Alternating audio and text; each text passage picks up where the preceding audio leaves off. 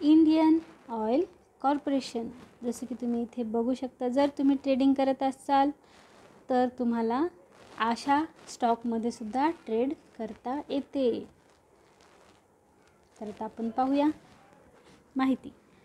या शेअरची किंमत सध्या चालू आहे 121 रुपीज पॉईंट 15 पैसे. लो प्राईस, हाय प्राईस तुम्ही इथे बघू शकता. वॉल्यूम,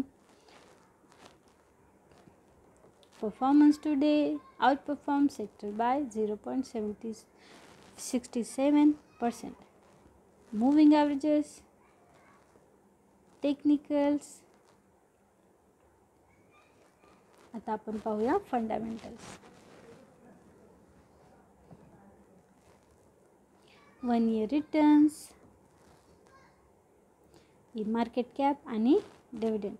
स्पेशली रेकमेंड करते मी ज्या कंपन्या तुम्हाला म्हणजे ज्या शेअर्समध्ये तुम्हाला डिव्हिडंड मिळतं ते जेणेकरून तुमचा लॉस हा 5% तरी तुम्हाला लॉसचे कमी चान्सेस असतात. कारण जेव्हा शेअरची किंमत ही लोएस्ट जाते तरीही आपल्याला डिव्हिडंड मिळतेच, आणि जेव्हा शेअरची किंमत वाढते तो प्रॉफिट असतो, आणि प्लस पॉईंट म्हणजे हा डिव्हिडंड. तर आता आपण पाहूया. P ratio 4.14, price to book value 0.89 आणि प्रमोटर्स 51.50%.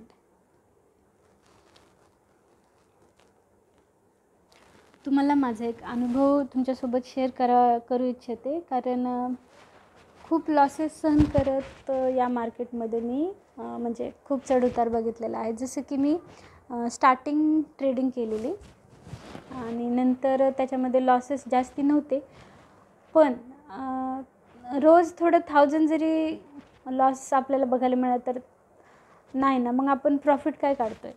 कधी 4 दिवस आपल्याला प्रॉफिट होतं आणि 1 दिवस नुकसान होतं, मग ते मला काही बरं वाटलं नाही. त्याच्यामुळे मग मी नंतर इक्विटीमध्ये जेव्हा आपण शेअर्स होल्ड करतो त्याच्यामध्ये म्हणजे ट्रेडिंग टाईपच त्याच्याही आपण करू शकतो. ट्रेडिंग म्हणजे कसं आहे, जेव्हा आपण शेअर्स होल्ड करतो आपल्याला जर प्राईज वाढताना दिसली, प्रॉफिट दिसला 1000 2000, आपल्या क्वांटिटी बाय करण्यावर डिपेंड आहे, त्यानुसार आपल्याला प्रॉफिट दिसतं. जसं की आपल्याला जर मी 2000 शेअर्स बाय केले तर त्याच्यामध्ये जर मला सध्या प्रॉफिट दिसत आहे का, समजा 2000 बाय केल्यानंतर जर 400 किंवा 500 अशा प्रकारे जरी तुम्हाला थोड्यात लिटिल प्रॉफिट लिटिल लॉसमध्ये तुम्ही कधीही निघचाल तेव्हा तुम्हाला जास्ती लॉस होणार नाही. थोडं फायदा होईल आणि थोडं नुकसान होईल.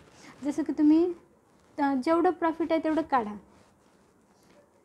परत ते तुम्ही जेवढं इन्व्हेस्ट केलेले कॅपिटल असतं ना तो तेवढा रिस्क कमी होतो. जर तुम्ही 1000 रुपये गुंतवलेले आहेत त्याच्यामधले जर तुम्ही प्रॉफिट झालेले 500 रुपये काढून घेताय, थोडक्यात म्हणजे लिटिल अमाऊंटमध्ये मी तुम्हाला सांगण्याचा प्रयत्न करत आहे. जर तुम्ही 1000 रुपये त्याच्यात गुंतवलेले आहेत त्याच्यातले तुम्ही 400 काढताय, तुमचं मग रिस्क किती कमी झालं, 600च राहिलं ना. मग जर लॉस आणखी होत दिसला, तुम्हाला सेल करण्यासाठी काही गरज नाही आहे ना. जेव्हा तुम्ही प्रॉफिट दिसेल तेव्हा तुम्ही सेल करू शकता. जर तुम्हाला वाटत आहे की अरे याचा काही स्कोपच नाही आहे, आणखी लोएस्ट जाऊ शकतो, तुम्ही तिथेच लगेच सेल करू शकता. जास्ती लॉस पण नाही होणार आणि थोडं प्रॉफिटमध्ये तुम्ही एक्झिट करू शकता. अशा प्रकारे मला इक्विटीमध्ये खूप चांगला अनुभव आला. आणि सेकंड अनुभव हा खूप चांगला म्हणजे डिव्हिडंड.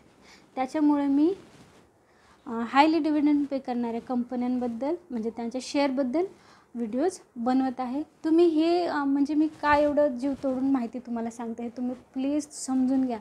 कारण जसं का आपण बँकेमध्ये कितीतरी आपलं सगळं जेवढी सॅलरी आहे काय ते ठेवतो, आपल्याला ते 2% डिव्हिडंडच म्हणते, 2% व्याज प्रकारे आपल्याला देतात. पण त्याच्यामध्ये म्हणजे किती 1000 रुपीज किंवा अशा प्रकारे लिटिल अमाऊंटमध्येच आपल्याला थोडंसं प्रॉफिट बघायला मिळतं.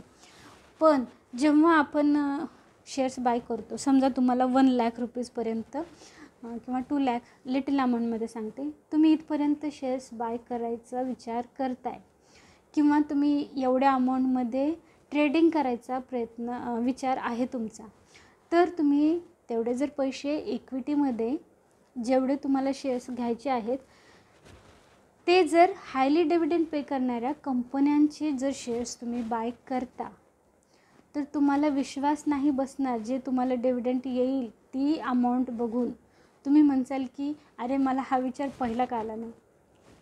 त्याच्यामुळे मी तुम्हाला खूप जीव तोडून सांगत आहे. मी डिटेलमध्ये नाही सांगणार की मी किती अमाऊंटमध्ये घेतले, मला किती डिव्हिडंड मिळत आहे, कारण हा अनुभव तुम्ही स्वतः घ्या. कारण 13% 11% डिव्हिडंड तुम्हाला मिळत आहे. म्हणजे त्या शेअरची किंमत जेवढी आपण बाय करतो ती तेव्हाच निघून जाते 1-2 वर्षांमध्येच. जर तुम्ही जास्ती प्राईसचा वगैरे घेते तरी देखील तुमचा अर्धा रिस्क जो असतो तो कमी होतो जेव्हा आपल्याला डिव्हिडंड मिळतं तेव्हा. त्याच्यामुळे मी डिव्हिडंड पे करणाऱ्या कंपन्यांच्या शेअरमध्ये इन्व्हेस्ट करणं कधीही चांगलं राहील याबद्दल फक्त माहिती देते. कसं आहे, मी तुम्हाला सजेशन देऊ शकते पण कोणताही शेअर बाय किंवा सेल करण्यासाठी नाही सांगू शकत. माझा अनुभव मी तुम्हाला सांगू शकते की मला इथे खूप प्रॉफिट झालेला आहे. याच्या पहिलं मी किती लॉस मला सहन करायला लागला ते मी सांगू शकते. मला प्रॉफिट कुठे आहे ते सांगू शकते. पण तुम्ही हे शिका, पुढच्याला ठेस आणि मागचा शहाणा, तो प्रकार इथे तुम्ही शिकला पाहिजे. जसं की ट्रेडिंगमध्ये खूप लॉसेस होतात, ती ट्रेडिंग आपण इक्विटीमध्ये करू शकतो. तर तुम्ही ब्रोकरेज चार्जेस देण्याची गरज काय. जसं की तुम्हाला सेलिंग बाईंगसाठी चार्जेस लागतात, इक्विटीमध्ये पण लागतात पण एवढ्या प्रमाणात नाही लागत, टॅक्सेस लागतात. जसं की तुम्ही ट्रेडिंगमध्ये सेल आणि बाय करण्यासाठी तुम्हाला पर शेअर, जर तुम्ही एकदाच त्याच्याबद्दल पण डिटेलमध्ये बनवून व्हिडिओ, जर तुम्ही एखाद्या कंपनीचे शेअर्स बाय करताय म्हणजे ट्रेडिंग करत आहात, निफ्टी बँक निफ्टीचे जरी घेताय तुम्ही कितीही प्राईसचा लॉट बाय करा, त्याला तुम्हाला डिटेलमध्ये मी नाही सांगू शकत कारण ठीक आहे राहू द्या. तर तुम्ही एखादा शेअर्स म्हणजे ते लॉट्स बाय करता तुम्हाला चार्ज लागणार, ठीक आहे.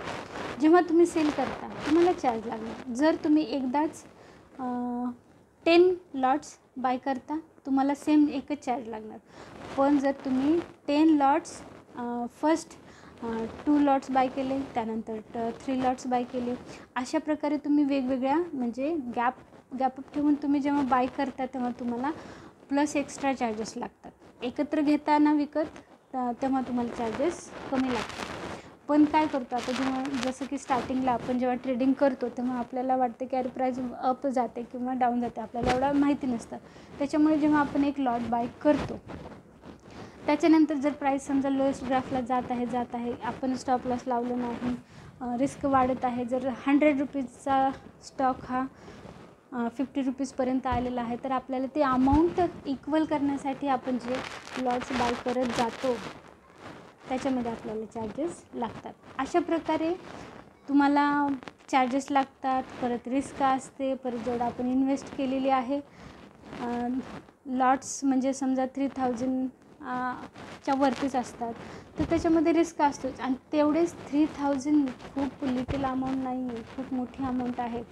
जेव्हा तुम्ही 3000चे सुद्धा शेअर्स इक्विटीमध्ये बाय करून ठेवता त्याच्यामध्ये तुम्हाला इझिली 1000पर्यंत इझिली प्रॉफिट दिसतं. कारण आपल्याकडे लिमिटेड वेळ नाही, अनलिमिटेड वेळ आहे विचार करण्यासाठी, सेल करण्यासाठी, बाय करण्यासाठी. ऑप्शन ट्रेडिंगमध्ये आपल्याला लिमिटेड वेळ आहे, अनलिमिटेड वेळ नाही. कारण तिथं आपल्याला इन्स्टंट बाय करावं लागतं किंवा सेल करावं लागतं, तिथे आपण जास्त विचार करू शकत नाही, मग तिथेच आपल्याला लॉस सहन करावा लागतो. इन्स्टंट विचार म्हणजे डिसिजन घेतलेलं कोणतंही आपल्याला फायदेशीर ठरू शकत नाही. कोणत्याही गोष्टीचा जेव्हा तुम्ही विचार खूप करून डिसिजन घेता तेव्हा तुम्हाला प्रॉफिट बघायला मिळतं. त्याच्यामुळे मी खूप जीव तोडून सांगत आहे, कारण खूप जणांचं अट्रॅक्शन हे शेअर मार्केटकडे खूप वाढलेलं आहे. आणि काही लोक असं सांगतात की अरे मी एका घंट्यामध्ये एवढे काढले तेवढे. हो, काढू शकतात, कारण त्यांना तेवढी डिटेलमध्ये माहिती असते. माहिती असूनसुद्धा तुम्ही एवढी रिस्क घेणं गरजेचंच काय. जर तुम्ही इझिली इकडनं पैसे काढू शकता तर तिकडे जायची गरज काय, बरोबर. कारण एका साईडला आपल्याला मिळतो लिमिटेड वेळ आणि एकीकडे मिळतो अनलिमिटेड वेळ. सेम पोश्चर म्हणजे सेम टेक्निक आहे. इथे पण तुम्हाला बाय आणि सेलच करायचे आणि इथे पण बाईंग अँड सेलिंग आहे. देन अशा प्रकारे तुम्ही जरा विचार करा.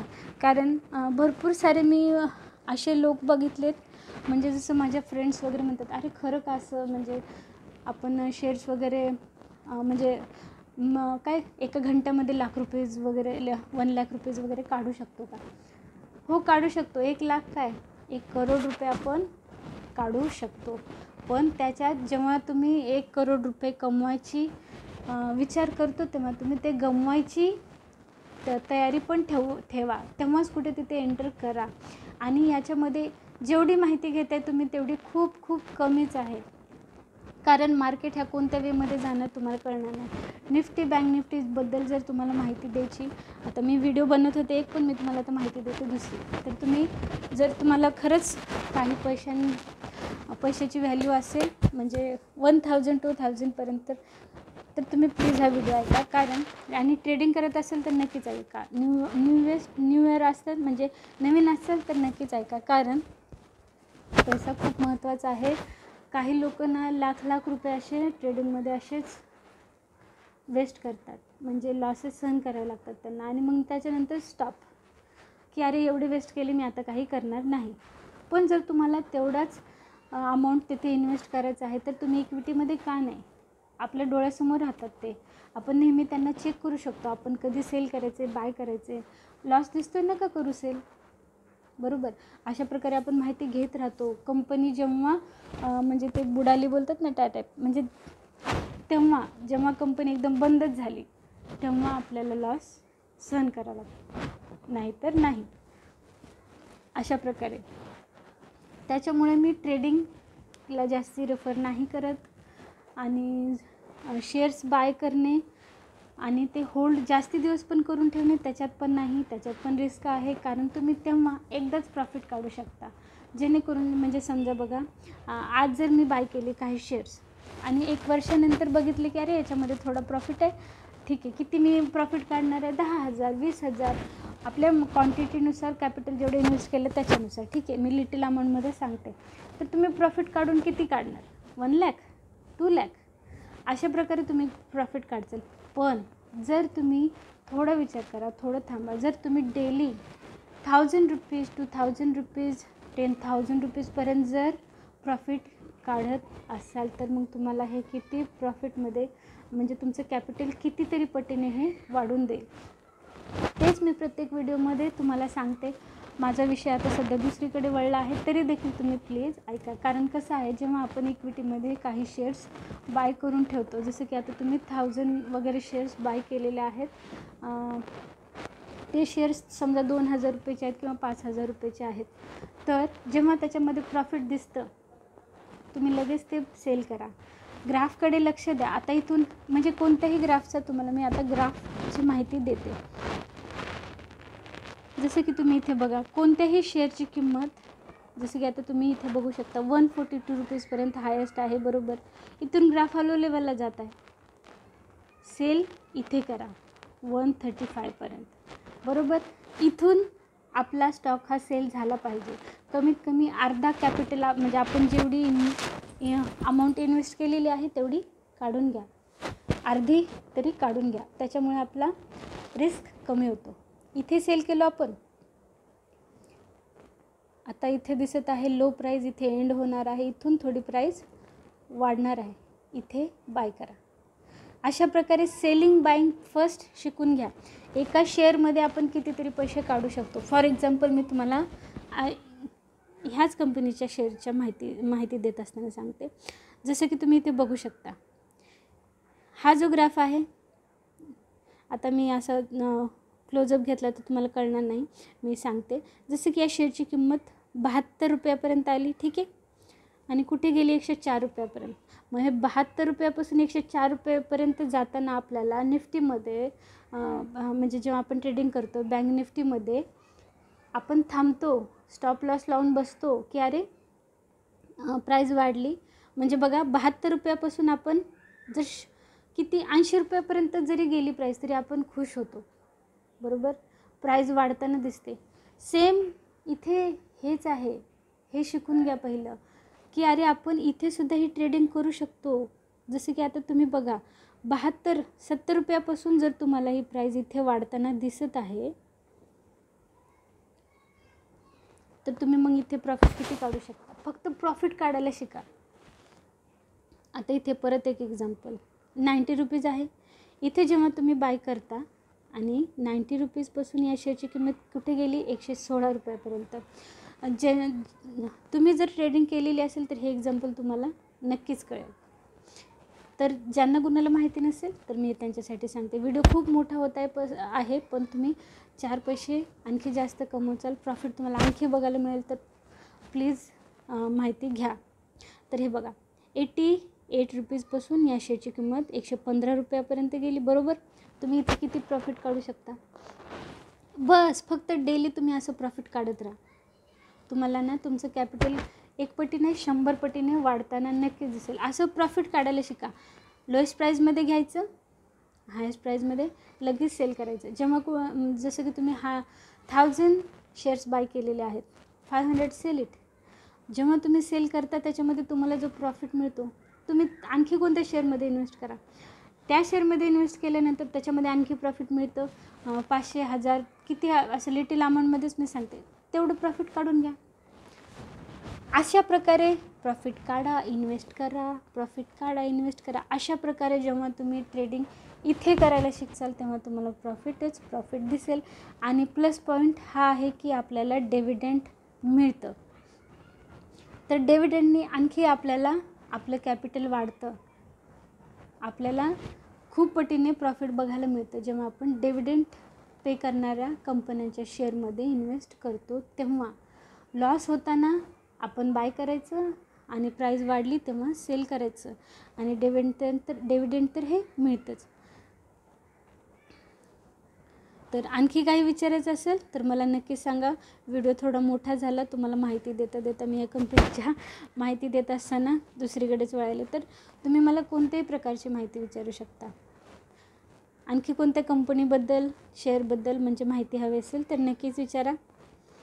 थँक्यू.